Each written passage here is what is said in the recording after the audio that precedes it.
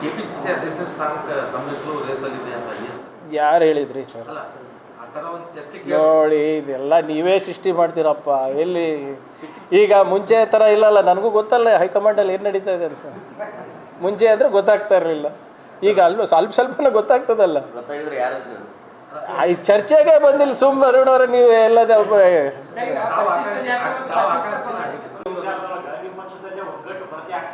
ಇಲ್ಲ, see everybody has a defined roll.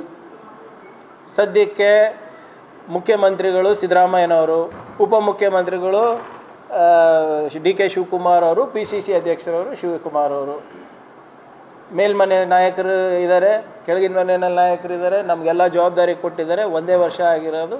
ಎಲ್ಲರೂ first ನಮ್ಮ ಜವಾಬ್ದಾರಿಯನ್ನು ಯಶಸ್ವಿಯಾಗಿ ಮಾಡಿ ಸರ್ಕಾರಕ್ಕೆ ಮತ್ತು ಪಕ್ಷಕ್ಕೆ ಒಳ್ಳೆಯ ಹೆಸರು ತರಬೇಕಷ್ಟೆ.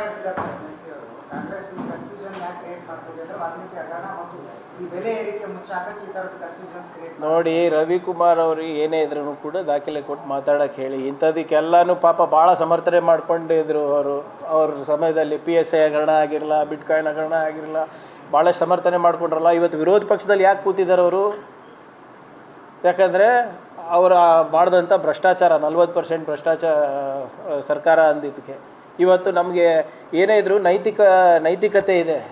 ಇಮಿಡಿಯೇಟ್ ನಾವೇನು ಈಶ್ವರಪ್ಪ ಅವ್ರ ಥರ ಏನು ಆಗೇ ಇಲ್ಲ ಅಂತಿಲ್ಲ. ಏನೂ ನಮ್ಮ ಸಚಿವರ ಕೈವಾಡ ಇರಲಿಲ್ಲ ಅಂದ್ರೂ ಪಬ್ಲಿಕ್ ಕಾನ್ಫಿಡೆನ್ಸ್ ನಮ್ಮ ಇದರಲ್ಲಿ ಆಗಬಾರ್ದು ಅಂದ್ಬಿಟ್ಟು ಪಾಪ ನಾಗೇಂದ್ರ ಅವರೇ ರಾಜೀನಾಮೆ ಕೊಟ್ಟಿದ್ರು.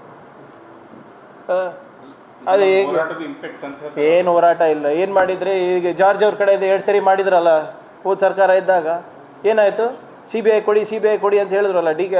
ಗಣೇಶ್ ಪ್ರಕರಣದಲ್ಲಿ ಮತ್ತು ರವಿ ಅವ್ರ ಪ್ರಕರಣದಲ್ಲಿ ಏನು ಮಾಡಿದ್ರು? CBI ನಾವು ಕೊಟ್ಟಿರೋ ರಿಪೋರ್ಟೇ ಕರೆಕ್ಟ್ ಅಂದ್ಬಿಟ್ಟು ಮಾಡಿದ್ವಲ್ಲ. ಜಾರ್ಜ್ ಅವರಿಗೆ 2 ಸರಿ ವಾಪಸ್ ತೊಗೊಂಡಿಲ್ವಾ?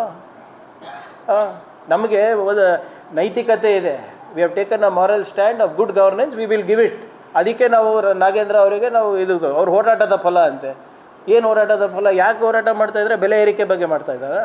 ಏನು ಸ್ವಲ್ಪನ ಬುದ್ಧಿ ಇದೆಯಾ? 10 ವರ್ಷದಿಂದ ಬೆಲೆ ಏರಿಕೆ ನಡೀತಾ ಇದೆ. ಇದೆಲ್ಲ ಮೋದಿ ಎಕನಾಮಿಕ್ಸಿಂದಾನೇ ಇವತ್ತು ಇಷ್ಟು ಬೆಲೆ ಏರಿಕೆ ಆಗಿರೋದು.